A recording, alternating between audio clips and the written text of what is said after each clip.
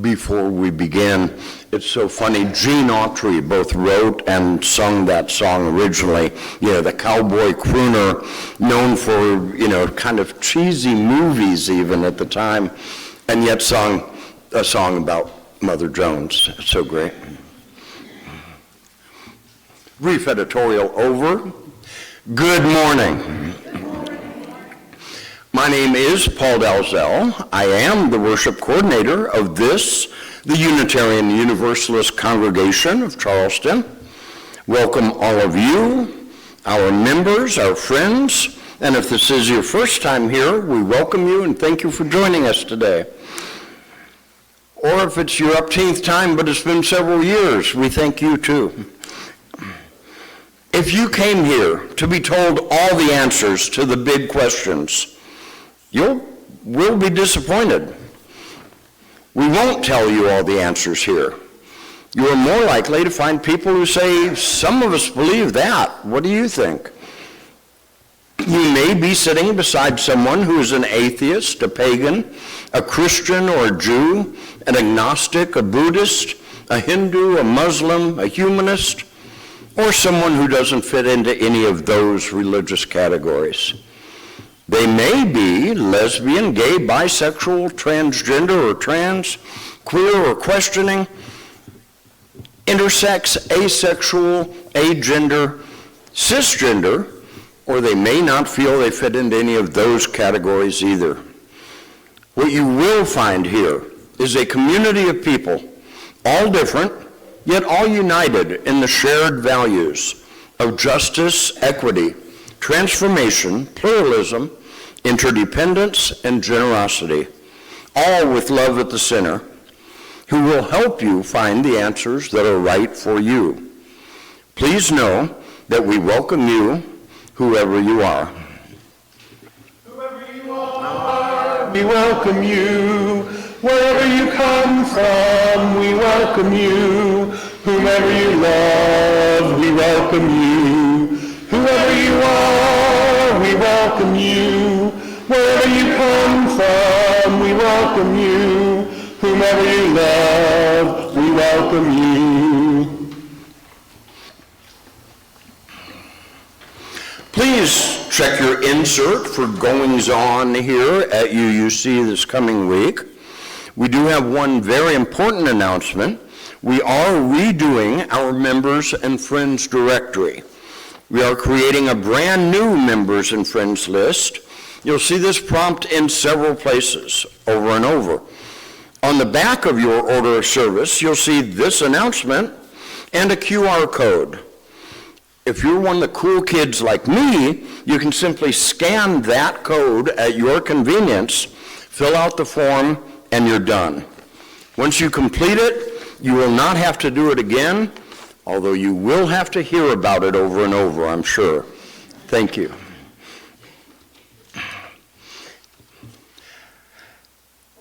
And now, as Rose Eddington lights our chalice, please join me in reading the words in your order of service. On this Sunday before Labor Day, we light this flame to honor all work. Not only the work we do for pay with our hands, our backs, and our minds. That is important, yes. But also the work we do for love. The work we do to help others stay alive and belong instead of being outcasts. The work we do to ensure people are paid fairly, work reasonable hours, and have quality in their lives. The work we do caring for the young, the old, the infirm.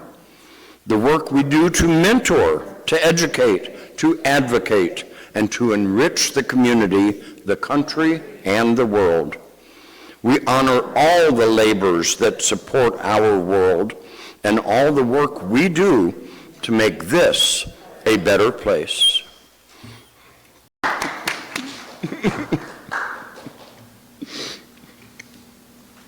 We come to this sanctuary, whether in person or not today, virtually actually, to connect with our community, sharing our joys, our celebrations, our sorrows, our concerns, our peace, and our needs helps our community become closer and stronger.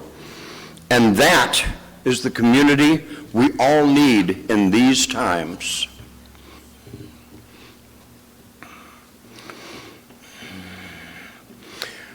A personal joy for this and all the communities we are a part of, for those who hold us close, those who care, those we care for.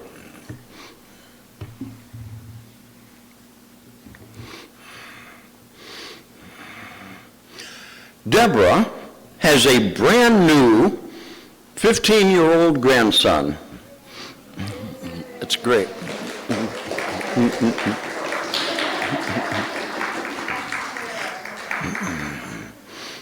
Sarah pulled in and looked at me and said, "It's a boy." Not for much longer. Bob is in Alaska with his grandson. That's great.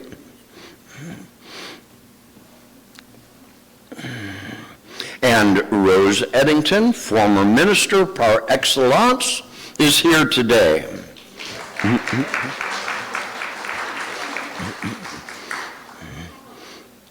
And a joy that our delegate and friend of the congregation, Mike Pushkin, finished the distance run one more time. Yeah.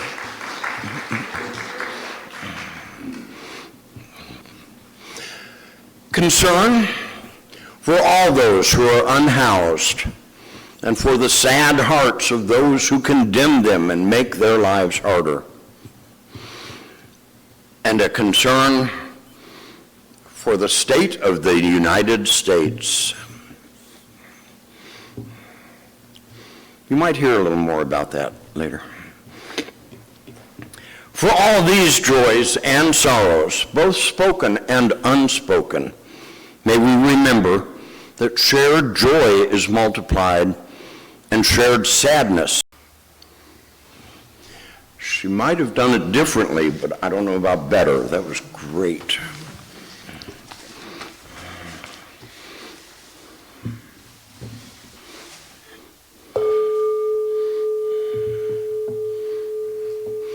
Our meditation today is Gird Thyself by Jessica York. This is not a prayer that you may find hope. For hope is a luxury that some cannot find and others cannot afford. This is not a prayer that you find more love in the world, though I hope you continue to feel love and send love to those near and far. I pray instead that you may find tools. A hammer lying half hidden in the grass. A roll of duct tape curled up and forgotten on a high shelf in the back of the closet. A wrench poking out of the back pocket of a stranger. Take these tools and gird thyself. A hammer for justice. Duct tape to hold together your broken heart.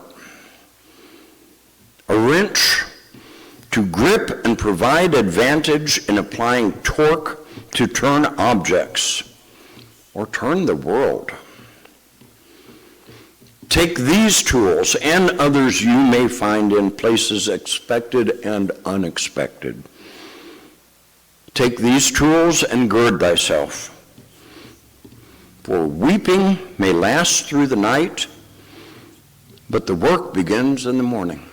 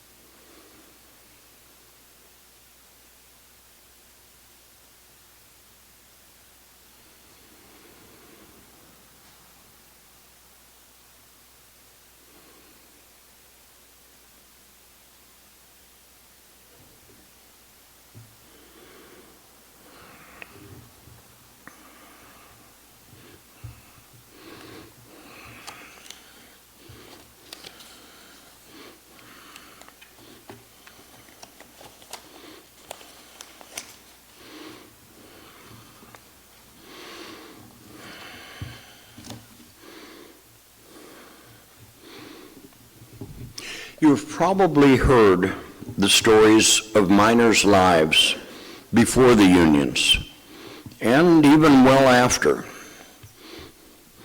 Paid in script that could only be used in the company's stores, and that only at $10 or $11 a week. Living in houses the coal company built for next to nothing. Winter winds blew through them, and the summer sun baked them. Often, the miners' wives had to provide favors for the shop clerks just to get enough food for their babies. The menfolk had to work 10, 12, even 16-hour-long days, 6 days a week, just to make that pittance they were paid. That made the union's promises of better conditions very exciting. By 1910, more Italian immigrants lived in McDowell County than anywhere else in the state. Immigrants in southern West Virginia comprised some 25 nationalities. Italians, Hungarians, Poles, Austrians, Russians. A large portion of the workforce were children. Boys 10 and under worked the mines. And some 25% of the miners were blacks from the South. Remember, the Civil War ended only 45 years before. That would be the same as 1980 to us today. So, in 1912, miners in Paint Creek and Cabin Creek went on strike, beginning the West Virginia Mine Wars, which lasted until the fall of 1921 with the Battle of Blair Mountain. Most of this is from the West Virginia Encyclopedia. The strike began on April 18th, 1912, when the coal operators on Paint Creek near Charleston rejected the demand of their unionized workers for a wage increase. As the strike spread to nearby Cabin Creek and other non-union mining sections, the dispute focused increasingly on the larger issue of unionization. While economics remained important, more of the strikers' demands focused on recognition of the United Mine Workers of America as their bargaining agent, and sought an end to the use of mine guards, blacklisting, and the denial of workers' rights to free speech and assembly. Claiming that the UMWA was a tool of their competitors in the Midwest, the coal operators were determined to break the strike and drive the union out. The mine district quickly became an armed camp as the operators brought in hundreds of Baldwin Felts detectives, built machine gun emplacements, evicted strikers, and began importing non-union workers, scabs. The miners secured weapons of their own. Inspired by labor activists such as the fiery Mother Jones, and aided by the Socialist Party, they took the offensive. Guerrilla warfare and pitched battles at places such as Mucklow, Dry Branch, and Erksdale inflicted significant casualties to both sides by early 1913. Governor Glasscock imposed martial law on the district 3 times. More than 200 miners and their allies, including the 86-year-old Jones, were arrested. And in what the union maintained was a flagrant abuse of their rights to be tried in civil court, 100 or more of these civilians were court-martialed and sentenced to prison terms, including Mother Jones.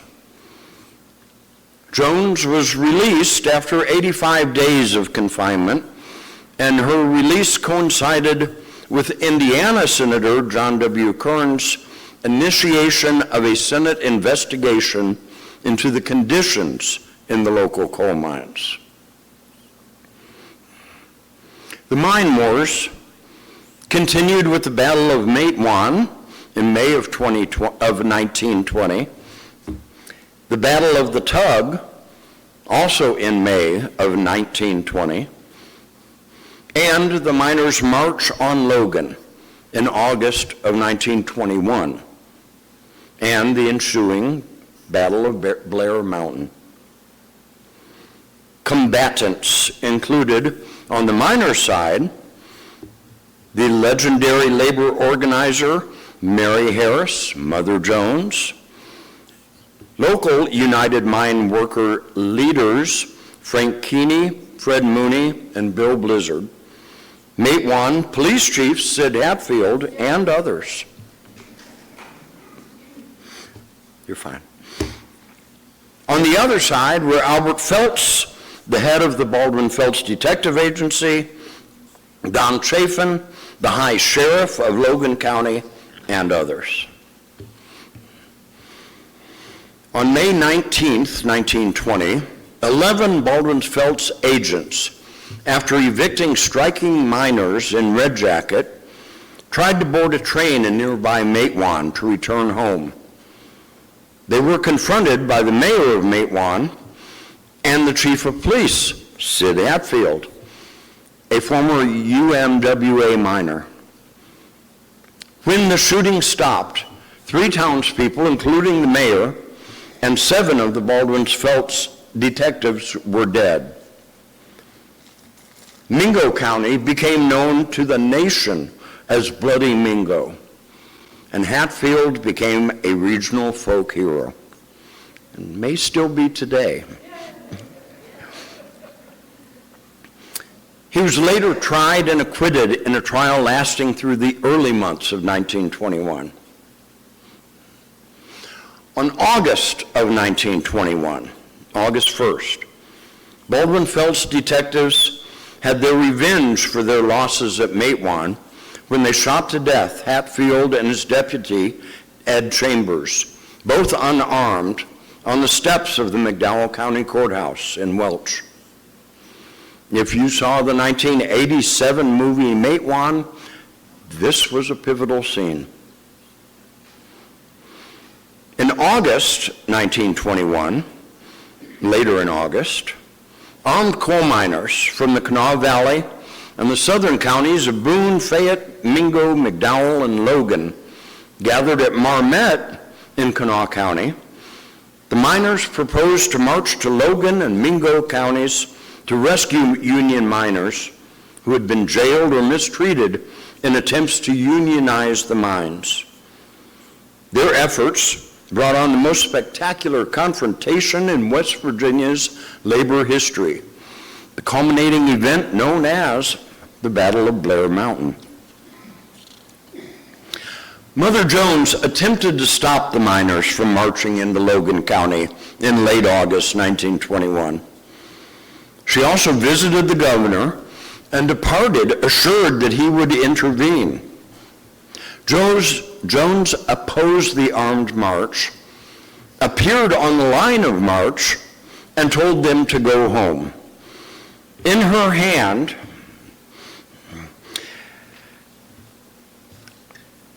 she claimed to have a telegram from President Warren Harding offering to work to end the private police in West Virginia if they returned home. When UMW President Frank Keeney demanded to see the telegram, she refused, and he denounced her as fake. Because she refused to show anyone the telegram, and the president's secretary denied ever having sent one, she was suspected of having fabricated that story. While accurate figures are not available, sources estimate the number of miners who participated in the march at anywhere from 7,000 to 20,000. Many were veterans of World War I, and they organized themselves like an army division.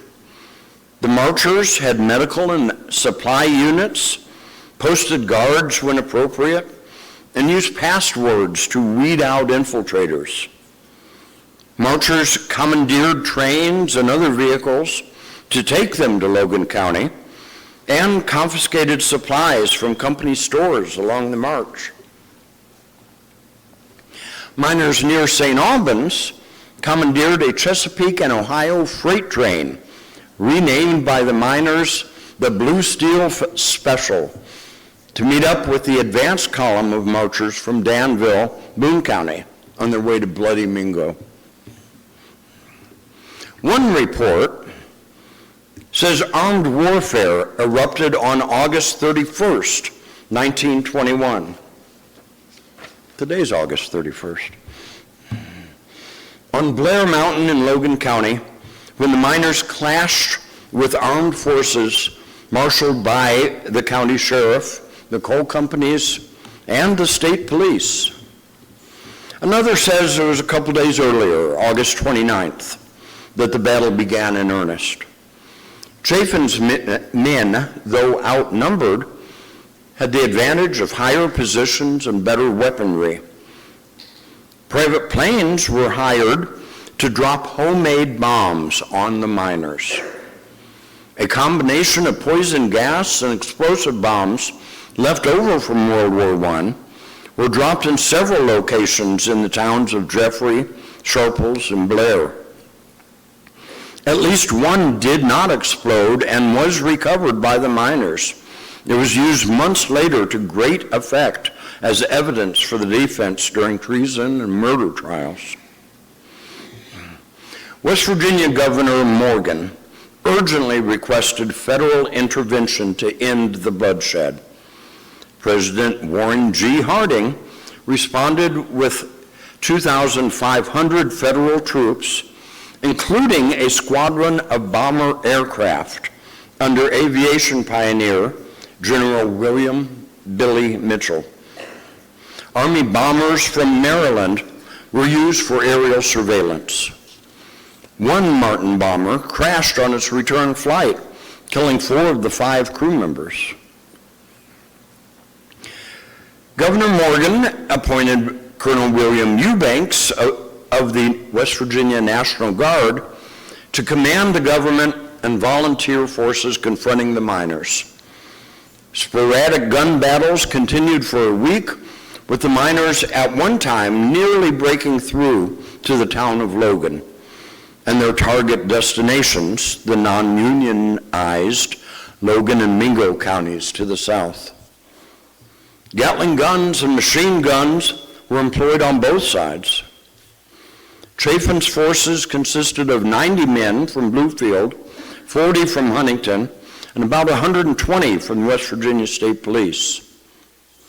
3 of Chaffin's forces, 2 volunteers and a deputy sheriff were killed, and 1 miner was fatally wounded. Federal troops arrived by September 2nd.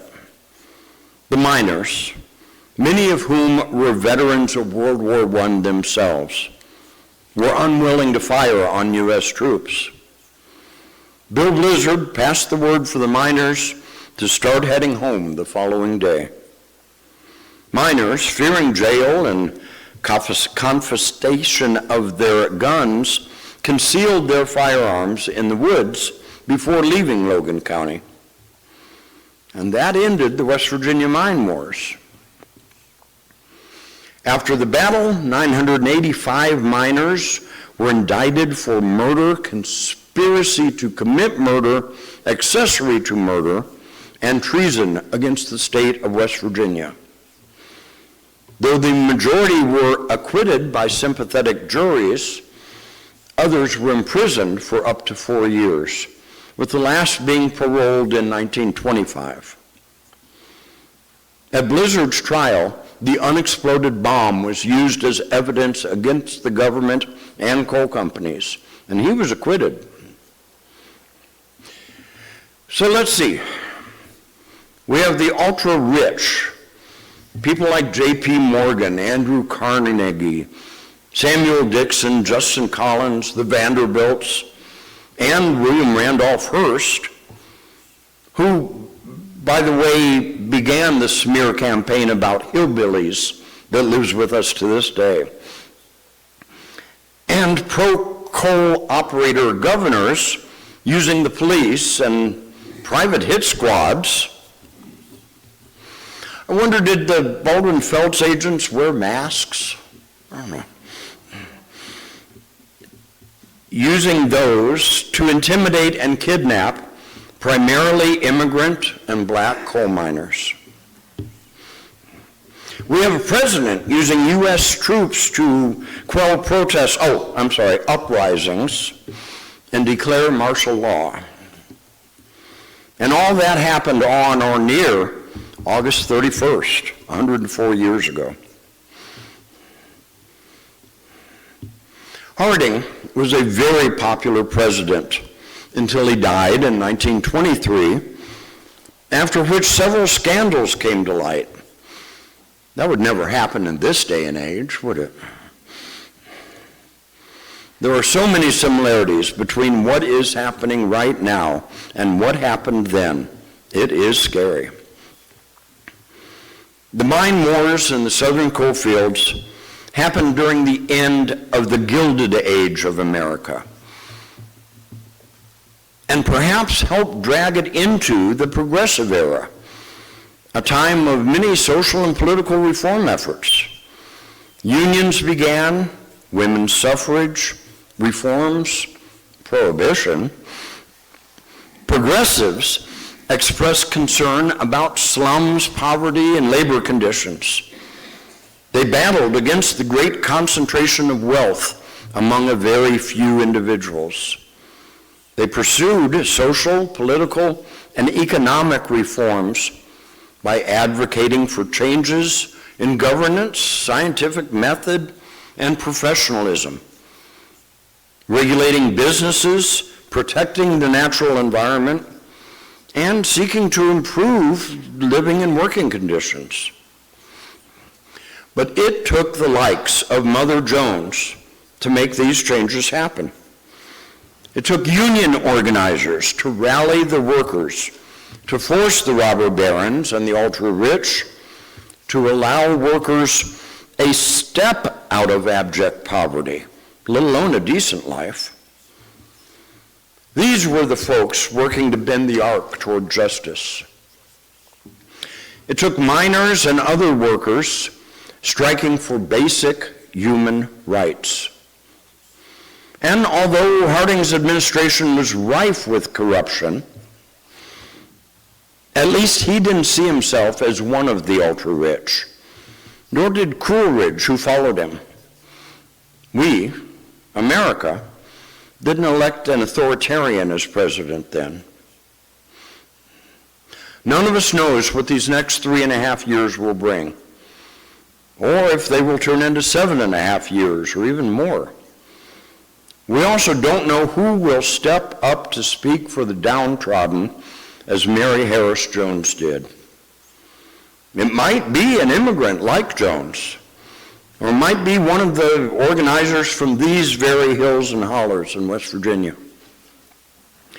What I do know is that we can only make change happen in community. Only by working together and speaking up can we make our world what we want it to be. The miners knew it 100 years ago, and they were right. I'm not saying we need to start an armed conflict with our oppressors, not at all. Resistance does not need to be violent. There are many more tools available to us now. We must stand together to use them, though. That is the lesson the unions taught us. That together, we are strong.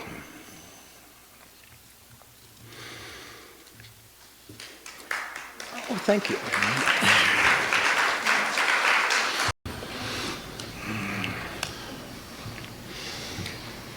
Our closing words today are, "Be the light that bends the arc." As you might be able to tell, friends, I am frightened by what I am watching our nation become. We are becoming a nation where armed, masked police are kidnapping people from the streets, from their workplaces, and from their homes. We are watching in real time as our leaders are using the military to take over our cities, arresting and institutionalizing people for the crime of being poor. I feel helpless. But we are not. By embracing our shared values of justice, equity, transformation, pluralism, interdependence, and generosity, all with love in the center, by doing a little every day to help one another, to help those who have less, we are resisting the oppressors. The arc of the moral universe is long, but it bends toward justice. Martin Luther King Jr. borrowed that phrase from Unitarian minister Theodore Parker. It is not just a statement about the future, but it's also a call to action. Reverend Parker and Reverend King are saying that we must actively work to bend the arc of the moral universe toward justice, rather than passively waiting for it to happen. We can do that work in many ways. Kind words and sincere thank yous help. Helping to save lives, as we did here last week, is another way. Fighting like hell, as Mother Jones did, is a great way.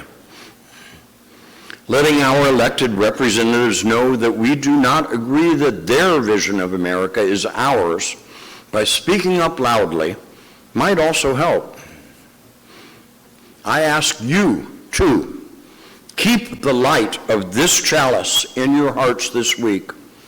Share it as you move through the world, and be the guiding light that bends the arc. May it be so.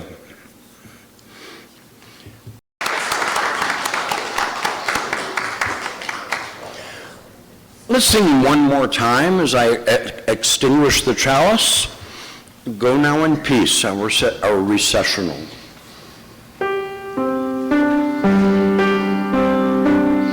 Go now in peace, go now in peace. May the spirit of love surround you everywhere, everywhere you may go.